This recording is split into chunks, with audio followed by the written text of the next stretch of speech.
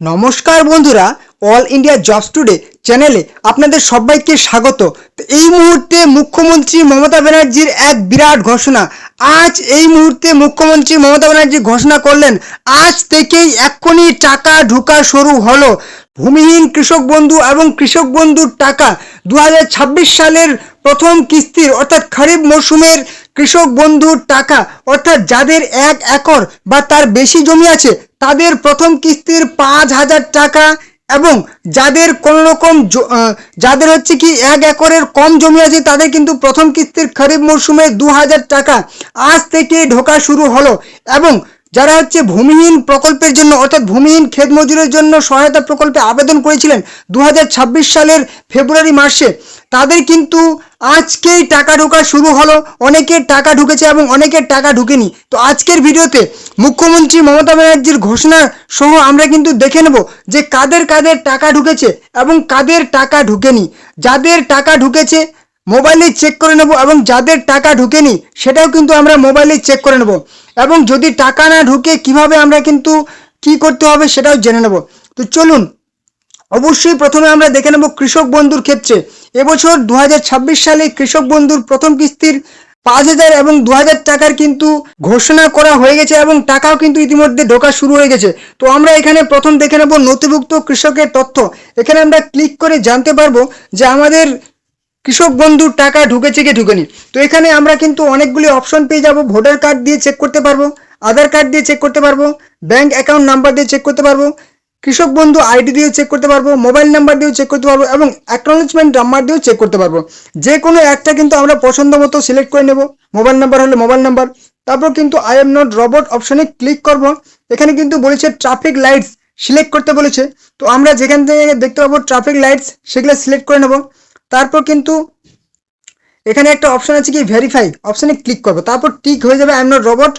Search অপশনে click করলে কিন্তু আমাদের কৃষক বন্ধুর সমস্ত রকম তথ্য দেখিয়ে দেবে যাদের টাকা ঢুকে গেছে, এবং যাদের টাকা ঢুকেনি প্রসেস থাকলেও সেটা দেখিয়ে দেবে।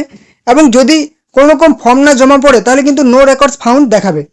এবারে আমরা ব্যাক করে দেখে নেব যে আমাদের ভূমিহীন কৃষক বন্ধু অর্থাৎ ভূমিহীন ক্ষেত মজুরের জন্য টাকা ঢুকেছে কি ঢুকেনি।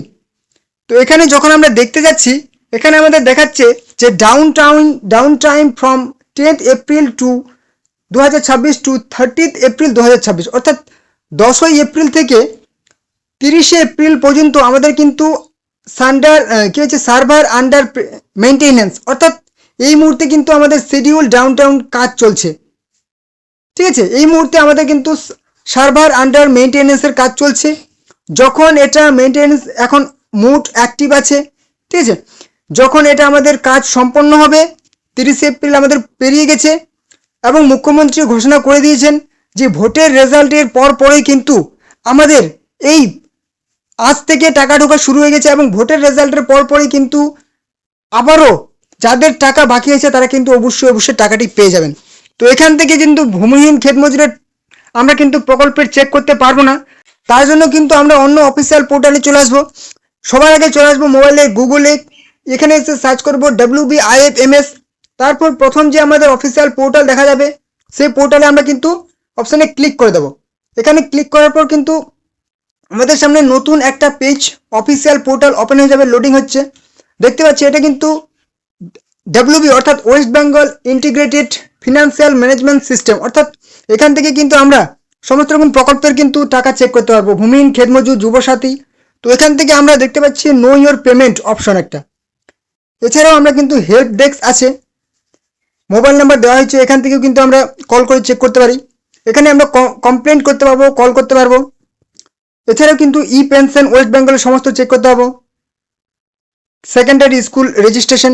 তো আমরা দেখে নেব কি নো ইয়োর পেমেন্ট, এখানে আমরা একটা ক্লিক করে নেব।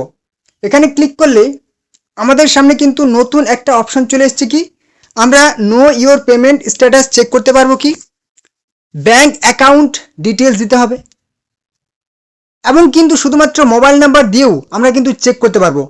একে হচ্ছে কি ব্যাংক অ্যাকাউন্ট নাম্বার ওয়াইজ, এবং দুই হচ্ছে কি মোবাইল নাম্বার ওয়াইজ। তো প্রথমে আমার ব্যাংক অ্যাকাউন্ট ওয়াইজ কিন্তু আমরা চেক করে নেব। এখানে আমাদের ব্যাংক অ্যাকাউন্ট নাম্বারটা এখানে বসিয়ে দেবো, কিন্তু ব্যাংক অ্যাকাউন্ট নাম্বারটা এখানে বসিয়ে দেবো, ক্লিক করবো। ঠিক আছে, এখানে ব্যাংক অ্যাকাউন্ট নাম্বারটা বসিয়ে দেবো। যে নাম্বার হবে আপনাদের নাম্বারটা কিন্তু এখানে বসিয়ে দেবেন। ঠিক আছে, আমি একটা এমনি দেখালাম। তারপর কিন্তু আইএফএসসি নাম্বারটা এখানে বসিয়ে দেবেন, যেটা হবে আপনাদের আইএফএসসি নাম্বার সেটা এখানে বসিয়ে দেবেন। তারপর লিস্ট অফ মোবাইল নাম্বার এখানে কিন্তু বসিয়ে দেবেন। ঠিক আছে, এটা বসানো হয়ে গেলে আপনাদের কিন্তু এই যে রেজিস্টার, যেহেতু এখানে আমার কিন্তু সেই ব্যাঙ্ক অ্যাকাউন্ট নাম্বার এবং আইএফএসসি নাম্বার ভুল দেখিয়েছে বলে এখানে কিন্তু নো ডেটা ফাউন্ড দেখাচ্ছে। ঠিক আছে, যদি আপনি সঠিকভাবে দেবেন তাহলে কিন্তু আপনার দেখাবে। তারপর কিন্তু এই রেজিস্টার মোবাইল নাম্বারটা এখানে বসিয়ে দেবেন এবং এখানে সাবমিট অপশানে ক্লিক করবেন। সাবমিট অপশানে ক্লিক করলে আপনার যদি টাকা ঢুকে যায় সেটা কিন্তু আপনার এখানে দেখাবে, যদি না ঢুকে আন্ডার প্রসেসে থাকে সেটাও দেখাবে। আপনার যদি বিল জেনারেট হয়ে যায়, কত তারিখে বিল সেন্ড করে দেওয়া হয়েছে ট্রেজারি অফিস থেকে কিংবা ডিবিটির মাধ্যমে, সেটাও কিন্তু এখানে দেখাবে। এবং যদি আপনার তথ্য জমা না পড়ে, যারা নতুন করে আবেদন করেছেন তাদেরও কিন্তু দেখাবে যে নো রেকর্ড ফাউন্ডস। এবারে শুধুমাত্র মোবাইল নাম্বার ওয়াইজ কিন্তু আমরা চেক করে নেব। শুধুমাত্র মোবাইল নাম্বার দিতে হবে, এখানে রেজিস্টার মোবাইল নাম্বারটা বসিয়ে দেবো। মোবাইল নাম্বারে জেনারেট ওটিপি অপশানে ক্লিক করবো, মোবাইল নাম্বারে একটা ওটিপি যাবে, সেই ওটিপিটা এখানে বসিয়ে দেবো। তারপর সাবমিট অপশানে ক্লিক করবো। সাবমিট অপশানে ক্লিক করলেই যদি টাকা ঢুকে যায় তাহলে কিন্তু পরিষ্কার দেখাবে যে টাকা ঢুকে গেছে। যদি আন্ডার প্রসেসে থাকে সেটাও দেখাবে, বিল জেনারেট হয়ে গেলে সেটাও দেখাবে। ঠিক আছে, এখানে আপনার দেখাবে, এখানে সেই আপনার অ্যাকাউন্ট নাম্বার দেখাবে, মোবাইল নাম্বার দেখাবে, আপনার নাম দেখাবে এবং কবে বিল জেনারেট হচ্ছে সেটা দেখাবে। আর যদি কোনো রকম তথ্য আপনার জমা না পড়ে ভূমিহীন ক্ষেত মজুরের জন্য, এটা কিন্তু আমি ভূমিহীন প্রকল্পের জন্য দেখাচ্ছি, আপনার কৃষক বন্ধু সেখান থেকে চেক করতে হবেন। এর আগে যেখানে দেখালাম সেখানে শুধু ভূমিহীন ক্ষেত মজুর দেখা যাচ্ছে না বলে কিন্তু এই অফিসিয়াল পোর্টাল এসেও আপনি চেক করতে পারবেন। তো অবশ্যই এভাবে আপনি চেক করবেন। আর যদি না জমা পড়ে তাহলে কিন্তু নো রেকর্ডস ফাউন্ড দেখাবে। তখন আপনি কি করতে পারেন, অবশ্যই হয়তো যখন আপনি ফর্ম জমা দিয়েছেন হয়তো আপনার ব্যাঙ্ক অ্যাকাউন্টে ভুল দেওয়া হয়েছে, কিংবা আপনার ব্যাঙ্কে কেওয়াইসি আপডেট করা নেই, কিংবা ডিবিটি প্রসেস সম্পন্ন নেই। কারণ এই সমস্ত টাকাগুলি কিন্তু সরাসরি ডিরেক্ট বেনিফিট ট্রান্সফারের মাধ্যমে ঢোকে, অনেক সময় আবার ট্রেজারি অফিস থেকেও আসে। যদি ডিবিটি প্রসেসে আসে বেশিরভাগ ক্ষেত্রে, তাহলে কিন্তু আপনার ডিবিটি অ্যাক্টিভ থাকতে হবে। আপনার অবশ্যই নিজের ব্যাঙ্ক অ্যাকাউন্ট দেবেন, কখনো জয়েন্ট ব্যাঙ্ক অ্যাকাউন্ট দেবেন না, একটা সাধারণ ব্যাঙ্ক অ্যাকাউন্ট দেবেন, জনধন অ্যাকাউন্ট দেবেন না। ঠিক আছে, এবং আপনার মোবাইল নাম্বার যুক্ত থাকতে হবে, প্লাস আধার নাম্বার যুক্ত থাকতে হবে। সেই মোবাইল নাম্বারটা ব্যাংকের সাথে, সেই মোবাইল নাম্বারটা আধারের সঙ্গে যুক্ত থাকতে হবে। এই সমস্তগুলি যদি আপনার সব কিছু ঠিক থাকে তাহলে কোনো অসুবিধা নেই। যদি না ঠিক থাকে তাহলে কিন্তু অবশ্যই আপনি আপনার বিডিও অফিসে যাবেন, সেখানে গিয়ে জিজ্ঞেস করবেন যে আপনাদের ফর্মটি কী অবস্থায় আছে। আপনাদের কাছে যদি অ্যাকনোলেজমেন্ট স্লিপ থাকে সেই স্লিপটা নিয়ে গিয়ে কিন্তু যাবেন। ঠিক আছে, এবং অবশ্যই জিজ্ঞেস করবেন, যদি কোনো রকম তথ্য দিতে বলে সেটা কিন্তু আপনি অবশ্যই জমা দিয়ে আসবেন। এবং যুবসাথীর ক্ষেত্রেও কিন্তু আপনারা একইভাবে চেক করতে পারবেন। যুবসাথীর ক্ষেত্রেও আপনারা যারা হচ্ছেন এখনও পর্যন্ত ফর্মটি জমা দেননি, যে সমস্ত যেই আবেদনকারীর তথ্য ভুলের জন্য যে ফর্মগুলি জমা দেওয়া হয়েছিল সেই ফর্মগুলি অবশ্যই জমা দিয়ে আসবেন। ঠিক আছে, তো এই ছিল কিন্তু আজকের গুরুত্বপূর্ণ আপডেট। অবশ্যই ভিডিওটি ভালো লাগলে একটা কিন্তু লাইক করে দেবেন এবং অবশ্যই চ্যানেলটিকে সাবস্ক্রাইব করে দেবেন। কোনো কোনো প্রশ্ন কমেন্ট করবেন এবং অবশ্যই ভিডিওটি আপনাদের বন্ধুদের সাথে শেয়ার করে দিন। ওকে, তো এই ছিল আজকের গুরুত্বপূর্ণ আপডেট। চলুন দেখা হবে নেক্সট আমাদের আপডেটের সাথে।